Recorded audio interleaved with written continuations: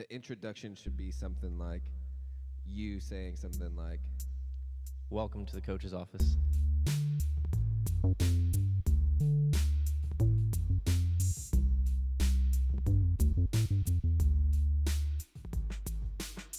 All right, welcome back to the coach's office podcast again. I'm here again. that's right, I'm JB Anderson. Welcome in. That Cativa Delta 8 seltzer was amazing. The one I had the other day was just a regular full spectrum CBD hibiscus tea, Portsmouth. It was awesome. So good. I really enjoyed it. I'm glad that we have local companies like that around here. Absolutely. I just ran out. I got to get some more. Yeah. Support local. I care about that concept a lot, the support local concept. I think it's coming. I think people can see that a little more now where they're like, man, I don't have, A, B, and C. I wish it was more readily available or something like that. It's like, I wonder if localizing some of these supply chains or whatever it might be could be the answer to some of that. I don't know. Well, it used to be the norm. Right. Right, and then it kind of deviates when you have big companies producing a lot of the stuff, and then you get problems like we have now, I guess. Yeah, and I'm also thankful for the Amazons of the world. Absolutely. That seem to be the behemoths that can't be controlled, but with all of the critique that they deserve, I needed a new pair of headphones, and it came to my house in 36 hours. It's pretty unbelievable. I don't know how they do it. The amount of logistics that goes in, like the amount of things talking to other things in that process to arrive at my doorstep is absurd. Yeah. Yeah. It's crazy. Like, just imagine running, a tiny business like the gym, and it's hard. Yes. Just communicating. Yeah. So running a business like that would be, it's like an organism that just runs on its own. It's crazy. Yeah, it is pretty wild to think about how intricate things are. We talked about the games, or we talked a little bit about Dave and getting fired and everything last week. Going to the games, I got to go with you in 2017, that first year, 2017, 2018, whichever one it was, first year in Madison, and seeing it, right, as a spectator, and then seeing the behind the scenes. I'm like, there are so many things talking to each other during this event, and it's just a 5-day thing. It's only 5 days. Like these like, it makes sense that wedding planner is a job. Is a thing. Like, it's a real thing. Sure. Like, you really need help planning this 1 5-hour event. I wonder if that's why like life coaches are like popping up, and therapy or anything like that. Like, you just need help getting other things talking to other things, whether it's your thoughts talking to your physical reality, or your trauma coming to the surface in that arena, or you and your wife or your partner have talking calendars, like you can just see what each other's doing. But speaking of that, I think if you share your location with anyone, you're a lunatic. Location, like on your phone. Yeah. Like, people, like friends do this, like. Yeah. Like if someone's like traveling to see you, yeah, and they share with you where they are, and like, you can track them the whole way here. Dude, it's like, that is so weird and scary to me. Like, total. What was that Will Smith movie where the government's chasing him? He like ends up with like a secret hard drive or whatever it is, and Enemy of the State. Enemy of the State. Dude, okay. That movie's like 20 or 30 years old, and it's got like the lo-fi, low resolution picture of him traveling or whatever, and it's like, like the little beacon like moving on the road or whatever. But it's not like that now. Oh my goodness, dude. You ever been on Google Earth? Yeah, seriously. But that's strange to me. Like, oh, I'm gonna willingly let myself be tracked like this. It's just. Well, you think you're just sharing it with the other person. Yeah. But you're not, right? No. Right. That's weird. I don't know. I could talk about that for a long time, but for the sake of not talking about that for a long time, I think we should talk about how many things need to talk to each other in order to make something like the Open and regionals and the games happen. You can even simplify it a little more. What do you think about this being? Let's talk about the Open and It's coming up February, what, 24th? See where we go. Yep. All right. See where it goes. We both agree everybody should sign up for the Open. 100%. And why would you say people should sign up for the Open? I think it is a excellent place to test yourself every year. Testing and retesting is a huge part of CrossFit. Yeah. This one is the easiest way to do that. Because you have the most people in one place at the same time doing the same events with the same standards, supposedly. Mm-hmm. And it's fun. And my hope is that more people start doing CrossFit every year, so that number of people that are signing up for the Open would grow every year, and everyone would be able to see what they got, where they were in 2015 and where they are in 2025. And you mean where they are relative to everybody else, or where they are personally? I think you come to that conclusion. Well, it would be interesting to see where you are relative to everyone else in the world who is doing this, if you want to use that as a metric. As a metric. It gives you a metric because you don't ever get that metric. It's very hard. You don't have it. Yeah, like Beyond the Whiteboard has a ton of workout logging stuff, and they get a ton of data. But even that, it's like you still can't verify it that it's true. It's like you can put in a 1 minute Fran time, and it's like nobody's gonna believe that. Right. Exactly. And because the only other way to have like some good metrics like this is maybe if you go and do lots of local competitions or something. You keep doing competitions and you're trying to, I assume if you start signing up for local competitions, you're going to, let's say there's 10 teams, you get 10th, in one. And then you're like, oh, I got the bug. I drank the Kool-Aid. I'm going to go do another one. Hopefully I do better than 10 out of 10. Maybe I'll get 8th this time or whatever it was. And you have this metric and you get to see, oh, I'm progressing against the general field all around me. For me, that's how I use it. I think that's valuable. Because I think, am I thinking wrong where if I am training all year, if I'm just, I'm doing the Pat Sherwood. I come in 1 hour a day. I think you do less than 1 hour a day. I do. Let's currently. Just be honest. You do about 25 minutes a day. Yeah. And if that is the case, I do that all year, and I end up in a better spot, then you would say CrossFit is working for you. Yes. Yeah. And I think that's taking account for all of the variables. Am I forgetting any variables that could come into play? I guess you could have, lots of new people sign up that didn't sign up the year before that did better than me, which would throw that metric off a little bit, but I don't know, it doesn't seem the field of people that are signing up could be different, because you could be introducing the sport to more people that might be, let's say, more competitive or more into the sport, or more into it as a sport rather than as a testing of yourself methodology year over year. Yeah. So you could just be, you would hope that everybody is consistently signing up for the Open, even if you're just an everyday CrossFitter that comes to the gym or you're a competitor. So yes, for sure. Yeah. And so that's my first reason. You give one. Let's hear yours. Yeah, no, I really like that reason. I think it's testable, repeatable. That's what CrossFit's about. But because I don't like looking at life through that lens.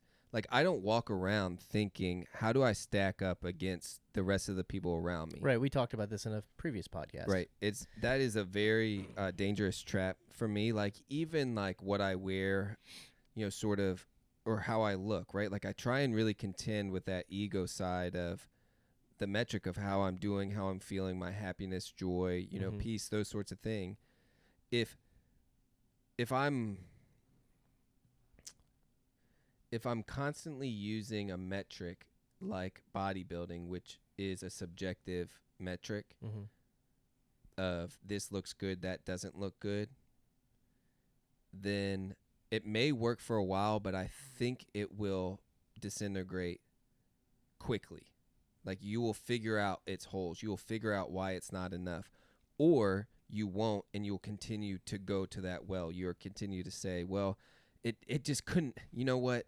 It's not actually the thought behind this. It's not actually, this car will make me feel this way or, do this well. it was just that car. The next one is actually going to do it for me. The next one's going to fill that hole or, make that better. And I want to avoid that at all costs and when I move throughout my day. Whereas the open is like one thing. I use it, like I use the gym. I use my workout every day to do this. But the open is the one that I use to see if my year has, let's say, paid off. Sure. Yeah, and I would say two things. One thing the open does is it holds you to a standard that you might not hold yourself to in the gym on a daily basis, and that's a really good one. That might slow you down. Yeah. Right? Like it might make you feel like, oh, I wasn't at the level that I thought I was. Yeah. So it could kind of change your mentality when you approach that same movement. Let's say toes to bar. Mm-hmm. And you're like one of those people that gets toes to bar, but it's like toes near the bar. I always tell people, I'm like, hey, it's not toes near the bar or in the vicinity of the bar. It's toes to the bar. You have to touch the bar. Yeah. And it's like, or chest to bar. Yeah. It's like people do pull-ups all the time. But they're like, I can't do chest to bar, but I can do 100 pull-ups. And I'm like, then work your chest to bar. Like, make yourself do them. Force yourself to do them that day, So did you choose those examples? For what? Are those random? Random. That's one, right? And then the other one is, for example, I'll give you an example. Shout out Georgie, hopped into Wadapalooza last minute, competed on a team, right? Yeah. Very courageous. I applaud anything like that. Yeah, that is pretty cool. That's legit. So she came back, and she was doing a workout that I think I was coaching, or I was there.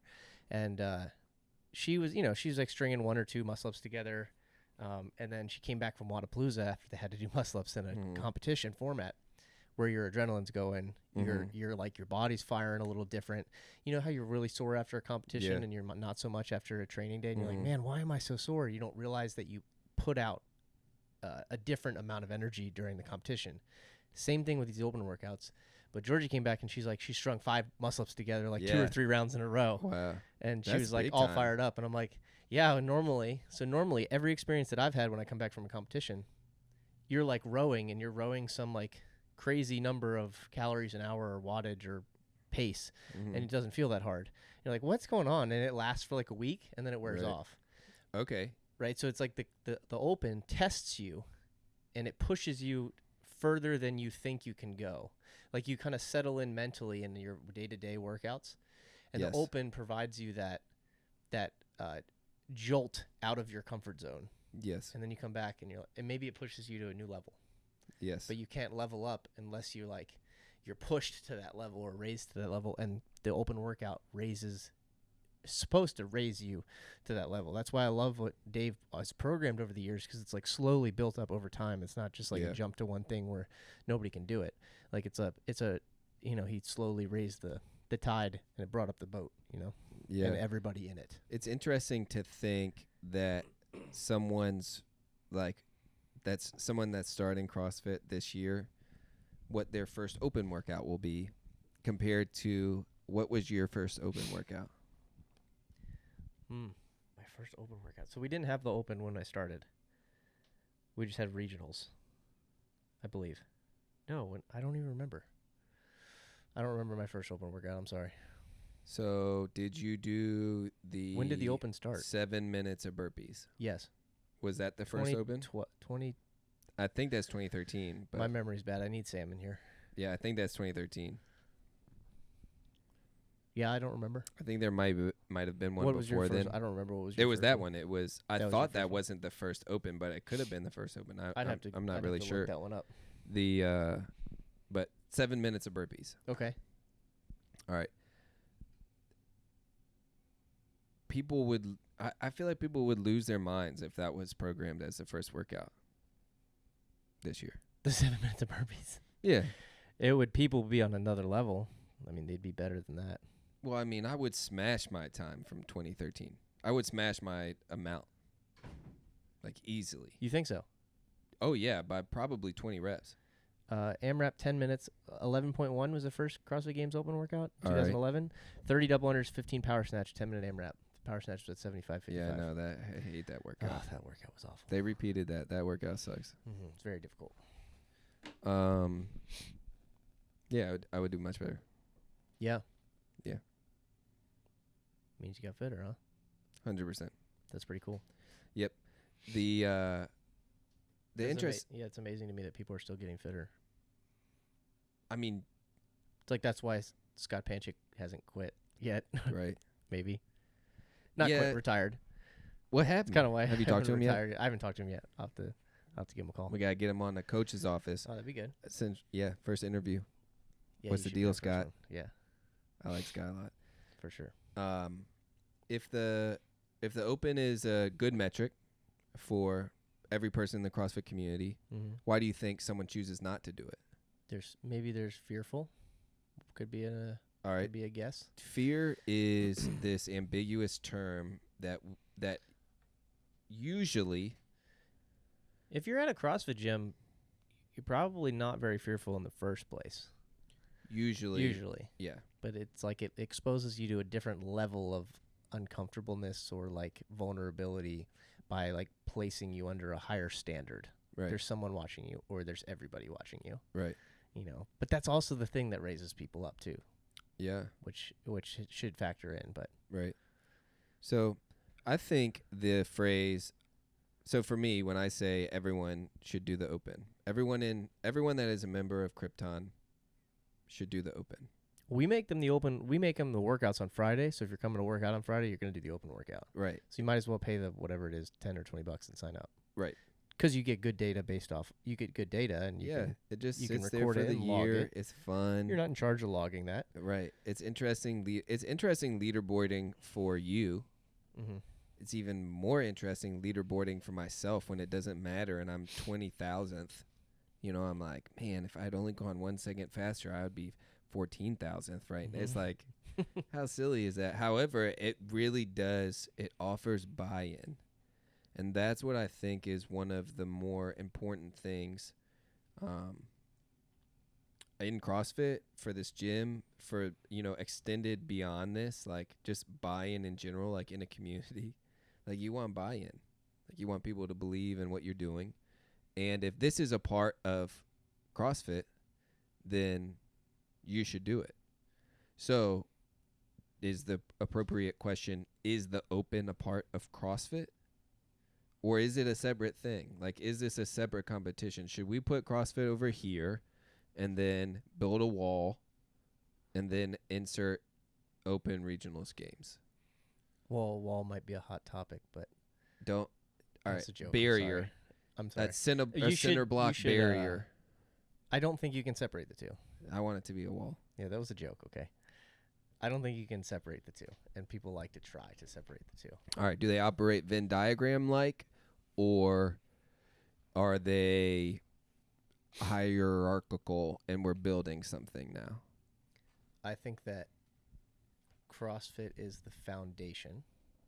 Yes. You would agree? Okay. So the methodology is the foundation. It's like what we began with. Right. We began with Glassman creating the methodology, defining terms,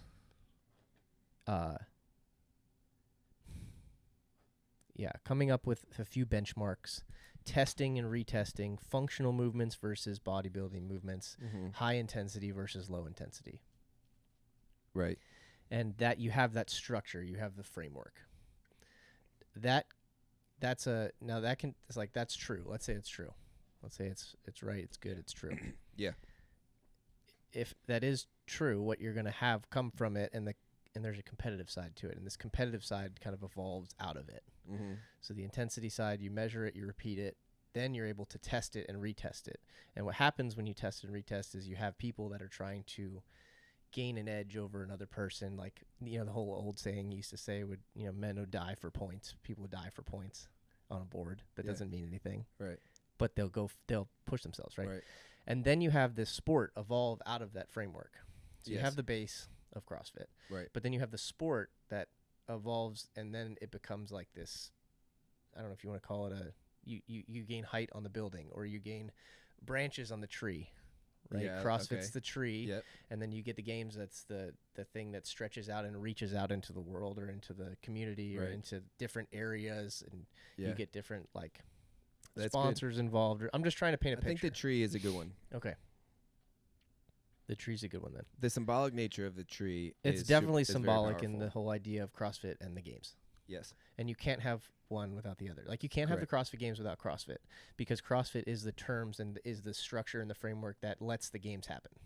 Correct. But you have to have the CrossFit Games because you have to have the CrossFit Games champion. So the question would be, you have to have the thing that people are that the people see and look at and want to aspire to, like the goal to shoot for. Because if you didn't have the CrossFit Games, you'd have the fittest person in their gym, in your local gym. So why would the fittest person in your local gym not be a good enough example? Because there might be someone else out there that's fitter. Right. Or better in a different way. Right. You know, it's like that games was the testing grounds for the fittest person on earth across all of the possible domains that they could come up with. Mm-hmm. And they wanted to open it up to everybody and every athlete in every area, in every field, and say, we just want to see the fittest person come here to this competition. Throw down, beat everybody else, and you are the fittest person. That's what I loved about CrossFit in the beginning, was that, you know, he used the word egalitarian. Like, it was very, you come, you perform, you win. That's it. There's no politics. Right.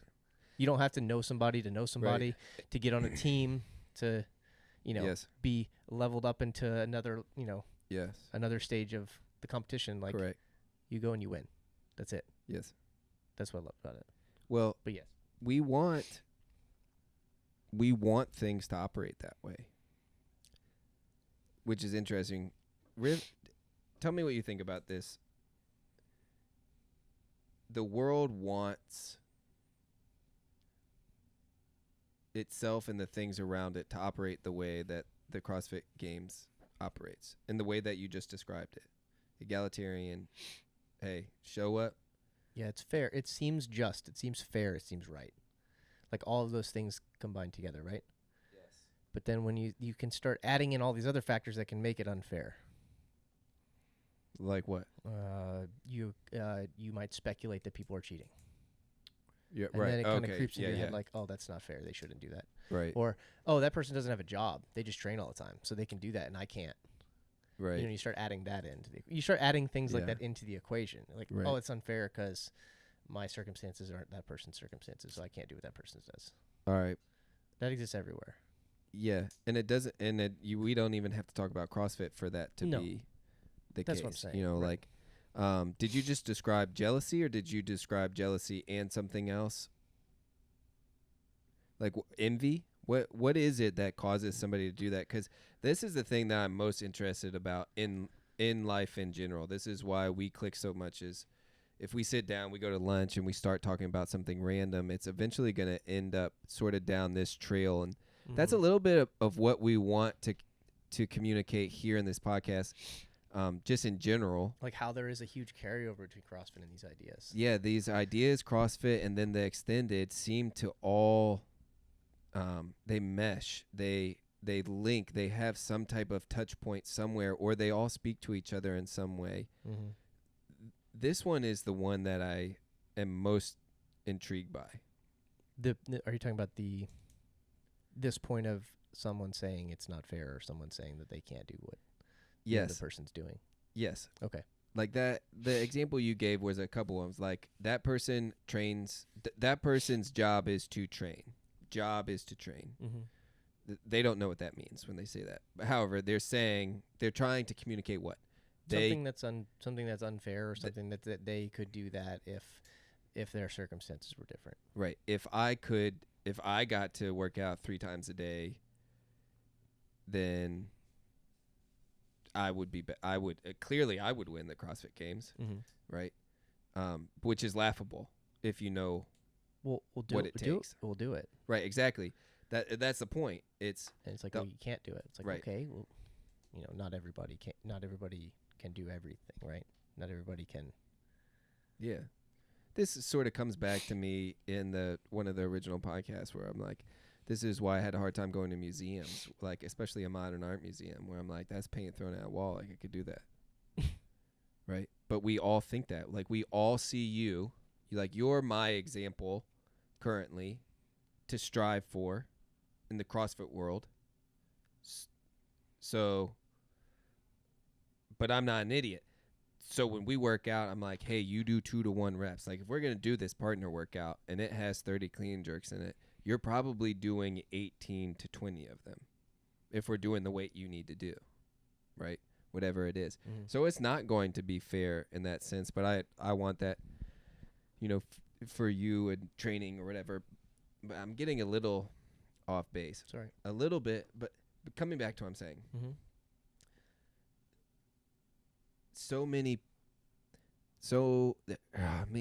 Envy. Okay. Jealousy, or what is this thing we're describing? What is the attitude you're describing? Like, if I had that, if I was able to do or had the ability, not even the ability, like the time, like it's almost the lie in this is, for the example you gave, is time. If I had that much time, I would be that good. Mm-hmm. Which I think is so stupid. I think that's the spirit that you should try to crush within yourself. Yes. And you do it by coming to a CrossFit gym. I fully agree. And that's what, and I do the same thing by going and training harder that day. Yes. And doing something that's challenging. Do you think that, the church is supposed to be a model of this at all? Well, I think that's what we kind of discussed this before, right? Where we talked about CrossFit is Christianity. Christ is a CrossFit, the thing, the pinnacle, the thing to shoot for. Right. And they're the same, they're similar patterns that you see, right? So yes. Yeah, kind of. The church is supposed to be that structure, that thing that brings everybody together, and then they're all supposed to be striving towards something together, right? Right.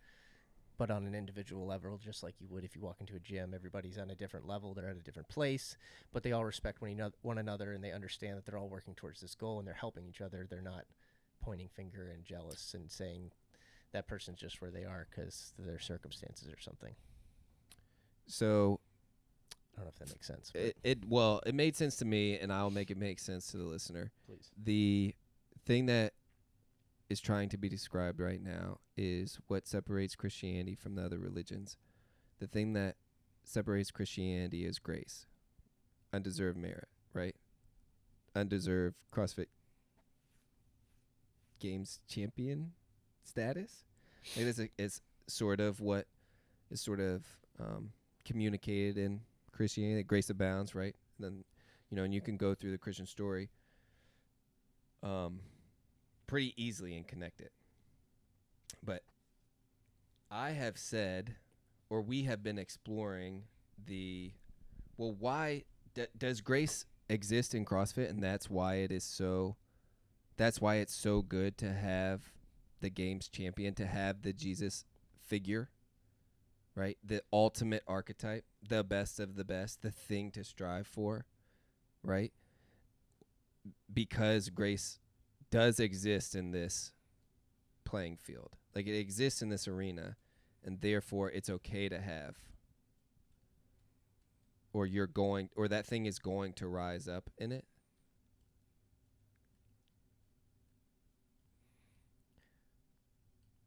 Or the potential's there for you to be, the potential's there for you to be a bit better towards that end, that goal, that ideal person or thing to strive for. All right, so this would be the way to start verbally processing it. What unites the open to the games? What unites the open to games? They're both competitions. Isn't the same competition? Well, it's the beginning stages of the CrossFit Games, so yes. Okay.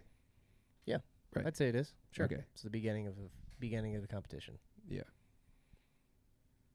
Why does the beginning need to be there then? Like, at this point, why do we even have it anymore if we know? Like, why don't we just take last year's? It's including everybody. It's completely inclusive. Always. Yes.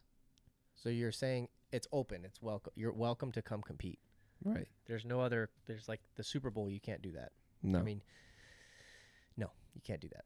Well, the Super Bowl, all of our major sports right now are set up this way. The Open is the regular season. The regular season is the beginning stage of their competition because the regular season determines whether or not you advance to the next stage. Sure, you can look at it that way. I'm looking at it even bigger than that. Like it's anybody can play football. That's the actual beginning. Could be. Yeah. But not everybody can get picked for their high school team. Correct. And then their college team, and then their whatever it is, right, minor team underneath the pro team or the practice team or whatever it is. Yeah. And then the pro team, and then the Super Bowl. So it's like there's a a hierarchy you walk up there. Right. Yeah, which makes sense, and it's going to exist. So the Open is that for the CrossFit Games. Yep. The beginning of that. Yep. But you could argue that walking into your CrossFit Gym's the beginning of that too. For sure. Which I like that. Like I like going that route too. For simplicity's sake, if the Open and the Games are united, why is it so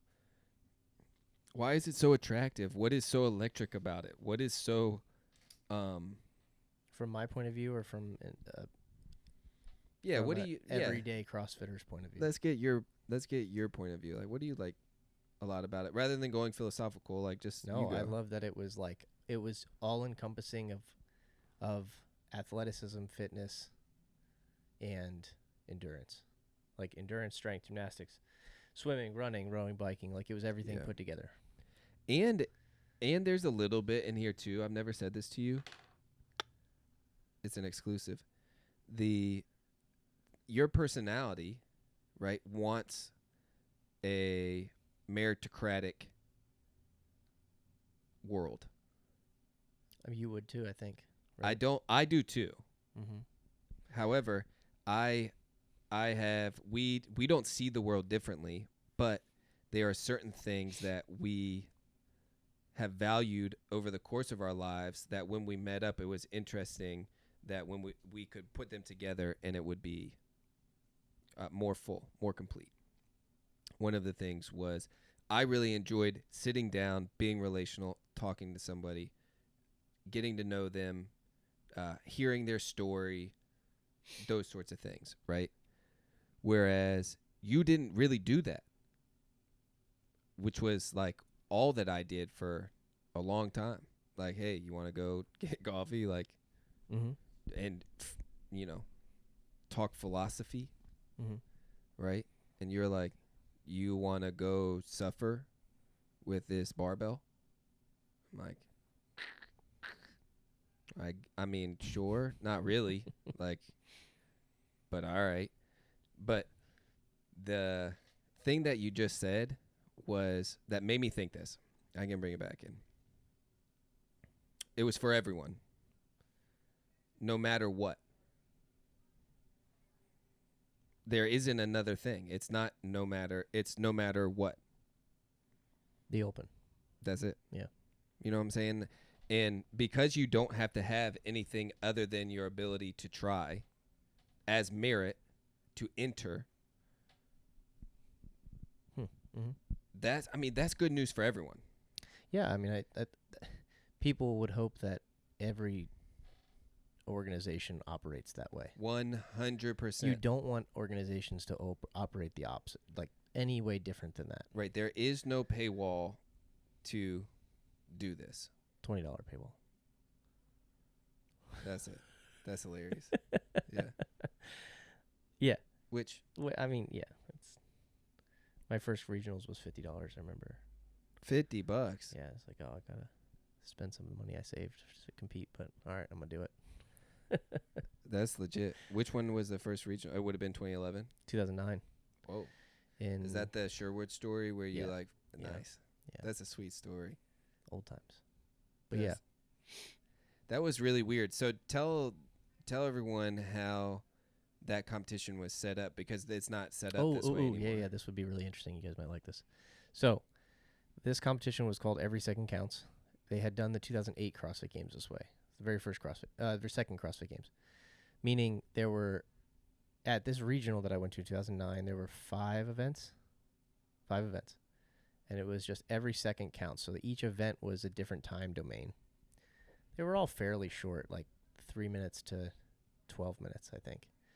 And over the course of those 5 events, you just added up your time, and that was your total score. So if event 1 took you 3 minutes, event 2 took you 5 minutes, your score was 8 minutes. And then if another person's event 1 was 2:59 and their second time was 4:59, then they were 2 seconds ahead of you, right? They were ahead of you on the leaderboard. So then over the course of the 5 events, after 4 events, they would calculate your total time. And then on the 5th event, the person that was in first place started first, like 3, 2, 1, go. Only the first place person starts. And then let's say second place is 10 seconds behind them. Second place starts at 10 seconds after the first place person. So everybody's just watching the first place person start their workout. And then 10 seconds later, person 2 goes. Right. And then, down the line to 9th place. I was in 9th place, I believe, in the last heat. Yeah. After 4 events going to the 5th event. And I think I started like a minute and a half behind or 2 minutes behind first place, who was Blair Morrison at the time. Dang. And I was just watching him like go. And it was a 21:59 workout. It's like overhead squat snatches and chest to bar pull-ups, which was like ridiculously hard for people back in the day. Right. And I was just watching them. I think it was like a minute and a half, something like that. And he was like, already done with his 21 chest to bar when I get to start. And then it was whoever finished first won the event. So it was like, you finished first, you were first place.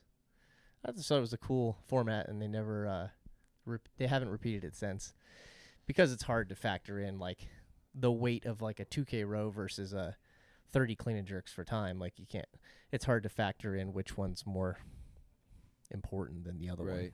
So they went to a different scoring system, but that scoring system was an interesting test. Yeah, it was cool. It was cool. I thought it was fun. But yeah, I could see that like they could do an open like that or something. Yeah. Just to toy around with it. Right. But it would, it would make sense if you had a lot of people competing and they were all around the same time. Like it could be close. But if you have big drastic differences in skill and ability, people would separate themselves pretty quickly. Did you like the switch? This is a little tangent. I remember where we are. The switch when the points at the games inverted. And I didn't ever really pay attention to it much. Yeah. I mean, like then when they started weighting it towards first place, and like there was a 5-point separation or something like that between first, second, and third, and then like 3 points and then 2 points. Yeah. Yeah, I mean, they say it pays to be a winner type thing in those events, but I always thought that CrossFit was more about being well-rounded, so they shouldn't really pay to win an event. So that was why I asked the question. Yeah, was I think there should be a standard point system across the board, not weighted more heavily towards first place. I fully agree, and I haven't heard a good argument against it yet. Other than they're like, it pays to be a winner. I'm like, yeah, okay, like that's cool to say, but I didn't think that was the test. I didn't either. Yeah. And then the CrossFit Games kind of changed the route that they went, where they started doing very much more single modality movements. So then it paid to be a winner in single modality movements. Yes. And it changed the whole, changed the game. Right. So it's like those little things have unintended consequences, over the course of the games competition or whatever. Yeah. But yeah, I'd like to see a more standard point spread. Yeah. We got there because we were talking about the availability of the open, or the accessibility of the open. Yep. And we both said that we think that all systems should have open accessibility, which is how I believe the world already exists, and that's where most people find their differences and arguments right now, philosophically. Yeah. Right now, they're trying to make it more even, but they're doing it in ways that will have unintended consequences that they're not maybe fully aware of. For sure. Right? I agree with that. I think that some critiques that are being brought to light right now are good critiques. I think that we should be able to see them. I think they should have lights shine on them. And then some of those critiques are very silly critiques. I think that they are, I think they belittle, and I'm pretty cautious of that. Personally, I want someone to know that I believe in them. I don't want someone to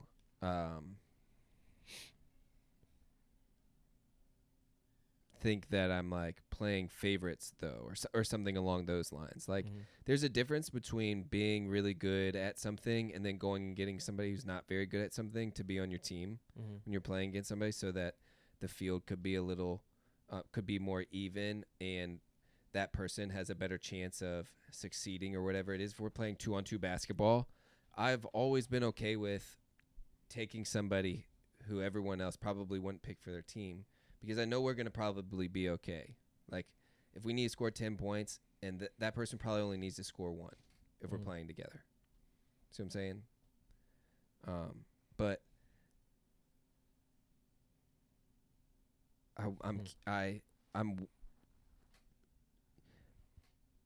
I like operating that way. I think certain things are trying to operate that way right now. But the way they're doing so is like they're not realizing that the example that I just gave was a pickup basketball game in the parking lot of Krypton, not in the boardroom of a, $1 trillion company. Like, don't you see it's the same? And I'm like, no, that's not the same. Why is it not the same? At all. That person's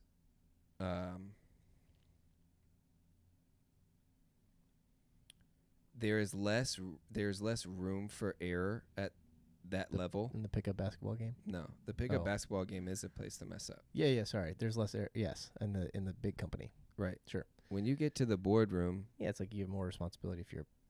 People say you have more responsibility if you're in charge, right? If you're a leader. Right. Yeah. And you should. It's true. I think that's true. Yeah. This reminds me of a quote I saw yesterday. It was like I forget who it was, some philosopher, but he said, something like along the lines of, if you can't offend someone else, you can never tell them the truth. Like, you can never speak the truth. So, like, if you're always afraid of saying something, or you're picking somebody for a certain reason, I get that. Then you're never really being truthful. Like, you can't build, and if you're not truthful, you can't build anything. Yeah. You can't build a relationship, you can't build a company, you can't build yourself. Like, if you're lying to yourself, you're not going to grow. You're not going to get any better. Yep. So, just reminded me of that. Right. And you told me that I won't always operate this way when I want to operate this way. You said that I'll probably let my daughters, win in something, when I was like, I'll never let them win. Or yeah, whatever you said you never let them win. And you were like, I said, that's nah, you not will. True. Right. You will. At some point. So, like, I get there's this, I get there are spaces where this is not always true. Like, I understand topic. That. However, that's the margins. That's the fringe. Like, that's out there. That's not how you communicate for everyone. Yeah. Right? The Open does this amazing job of saying, everyone show up in this place. Everyone. You have a space here. And not only is this space here for you, it's for everyone. And we want it to extend further on beyond this, because we can look at what we can create if we all show up in this same space. Well, we get to create the CrossFit Games champion. Right. We're casting the largest net possible. Right. And out of this net will come the eventual Out champion. of this net will come something so amazing. Something everybody could strive to become. Right. Yeah. Correct. Sure. And that's like amazing as an archetype. However, like, you could say, like, well, look at this monster that arose that ended up on the podium or whatever it was. Like, that's not a good thing to strive for. If that person's cheating or whatever, there's a way for that to not be great. But what we're communicating, or what we're trying to say, is the archetype, the story, the narrative, the reality of what something like this should create is that. And that's why we get so hurt when we find out if someone cheated or cut corners or isn't who they are when they're this way in front of the camera, but they're not this way. Yeah. Off screen, like, all of those sorts of things. We build up this, idol or whatever it is, and then it doesn't live up to what it's meant to live up to. It never does. Right. Do you think, is the games united to the open then? Absolutely then. Do you think, as a bajillion time games competitor, CrossFit Games champion yourself, multiple podium, been on the podium multiple times, so do you think the games competitor, the games athlete, still resonates with the everyday CrossFitter? Yes. How was that? But it's a slippery slope. I'm curious why that was maintained. How that was maintained. How was it maintained? What does the job of maintaining that? Is it the system itself and the way that it's set up, or is it how much of it falls on to the individual participating in this system? How much of it is the community upholding that individual? I think there's a symbiotic relationship between you and the gym and you. Yeah, it's a big question. It's a little bit of all of that. Right. Because, if you get a person that wins the games who's not something that you should be striving for on a daily basis in your gym, he's not a good representative of CrossFit. But we spent last episode saying that person that won the games might not be the thing that you want to shoot to be if they're unhealthy. Right. You just pull from them the thing that you want to pull from, like the discipline or the work ethic or something that you need, you pull from that person. Right. So you take what you need in a way. Right. Yeah. That person can become the thing you need them to be. Mm. It's like at the end of The Dark Knight where Batman has to sacrifice himself for Harvey Dent because Gotham needs Batman to be the recluse and go into hiding to be the villain that just caused the evil. I love that movie, by the way. It's a good movie. I think that connected. I think that was true. But I could be wrong. I'm not super sure. Because I think it follows a pattern. I think because if the open is united to the games and the games is united to the open, then it's following some cosmic pattern that is true or is valuable and unites them because the people that do the open don't stand in the stands flicking off the games athletes.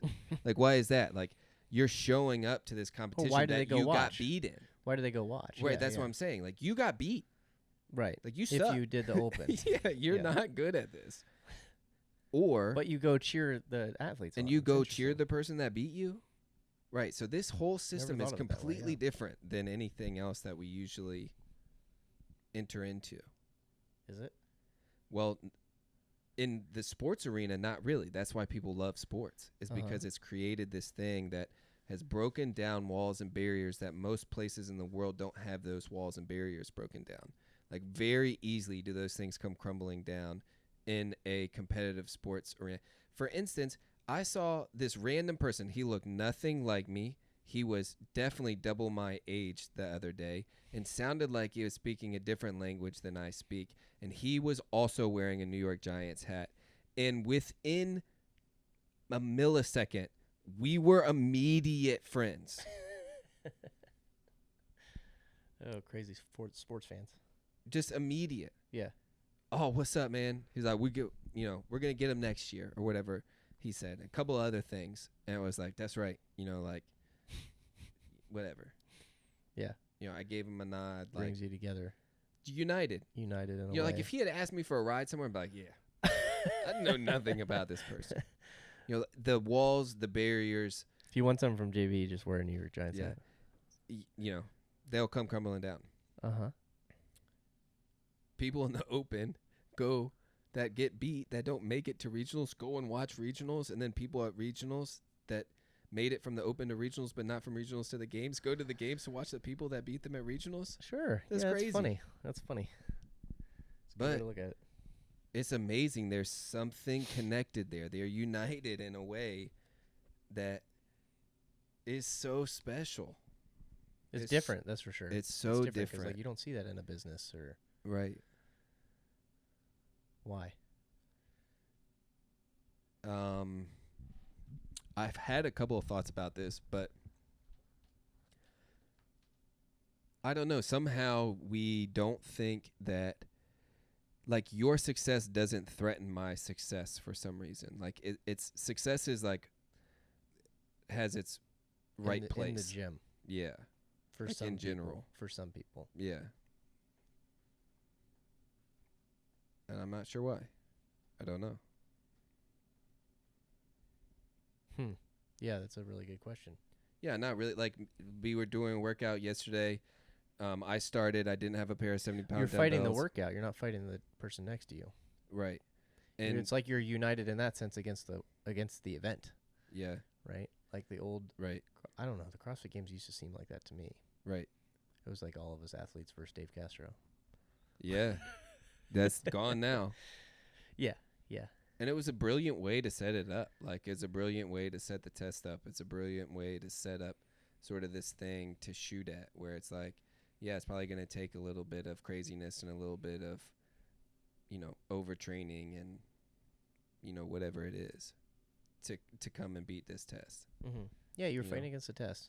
The test seemed like that. was a little bit up, so that was an interesting podcast that we could do. Like, do you have the games without Dave? Is Dave we haven't seen without it yet, the games? so I don't know. Yeah. What's going to happen? Are they going to use what he already programmed this year, because it'll still be... I don't know. There's a lot of unanswered questions. Yeah. A lot of unanswered questions. So we'll see what happens. But I think no matter what, the gym is here. The gym is consistent. The community's there. The structure's there. The games might change. And how much will that affect the structure or the community? I don't know yet. Right. To be seen. Right. It's interesting. I think my favorite thing about the Open, this is why I want everyone to do the Open, is it shows that CrossFit prioritizes you. Like, it's a chance to be a priority. This is what I mean by that. Krypton has Friday Night Lights. I get to sign up for the Open. I get to come in, to look at the whiteboard. I get to choose my time slot, and I get an audience to come watch me get crushed by this workout and cheer me on while I'm getting smashed. That's rare. And it's legitimately elevating me to a place of priority in the community. Yeah. That's really fun. That's really special. It's really sweet, especially for someone who's never done it before, who needs to take a risk, who needs to step out, who needs a little bit more faith. Like, maybe I need to keep going. Maybe doing the Open this year is the thing that gets you another year of CrossFit. Like and who cares if it's CrossFit at this point? Like, another year, if it was another year of 3 30-minute walks a day, I would be ecstatic for you. That it's keeping you moving, whatever it is. But sometimes you need to be prioritized. You need to feel prioritized. That's what date night is, right? It's a sign of prioritizing. Hey, I care about That's you. a good point. Right? We know these things, right? Gifts are that. Hey, you're a priority. I got this for you. Whatever. That's the Open. Or it's one of the things about the Open that is, like, super special. For me, the person that doesn't go on to the next round, whatever it is. It seems like everybody's there to compete against that test too. So it's like, that's why you might see someone that crushes the event, and you still cheer for him. Yeah, like, man, it was so fun. I mean, last year watching Clayton do the first workout last year, I was like, I was really fired up for him. Yeah, like, he did so well, and like, I didn't think he was gonna do that well. Yeah, And I was really fired up for him. I'm really fired up for everybody this year. There's a couple of people that have been able to train more than they used to be able to train, and put a little more time and attention towards things that are really good at this, that I think are going to be really good this year. that's really fun. Yeah, for me I to hope think people about. sign up just because I want to see. I just want to see people push themselves a little bit more than they think they can. Yes. I just want to see, because that's what my goal is as a coach. If I come in and coach my class, Yeah. I'm gonna give somebody a little bit more than they can handle, kind of. Mm-hmm. But I know they can handle it. Mm-hmm. But it's gonna challenge them, and I'm trying to do that individually for each person. Like the workout and the open does a great job of that. Just sign up. Right. Just sign up. Yeah. Just sign up. I think those are some good reasons for, a little bit of the philosophy, psychology, connecting the dots, why you should do the open, what the open means. And then, and obviously you don't even have to go that route. You can go, like, the very simple, logical, rational route. Mm-hmm. You have a daily test, which is going to the gym every day. Do you want a annual test? A yearly test, yeah. So just another way. It's an expansion of the circle of what CrossFit does. Correct. It's like test, retest. Do it. You'll be better for it. Yeah. Yes. And I think that's a good place to end. I do too. But yeah, that was a good conversation. Yep. We did have a story time. There was a little story there. There was a little story with that competition. All right, sweet. That was good. Everybody. Yeah. Thanks, guys. See you next time. Next week.